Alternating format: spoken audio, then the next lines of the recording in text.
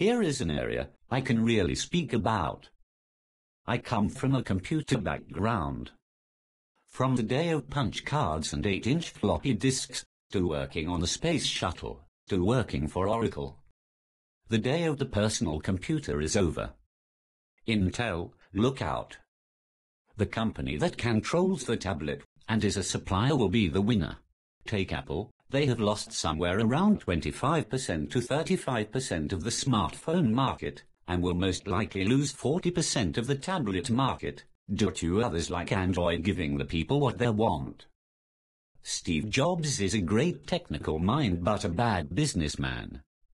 Apple's stock could be sitting at 700 to 800 if they had someone else running the business side of things.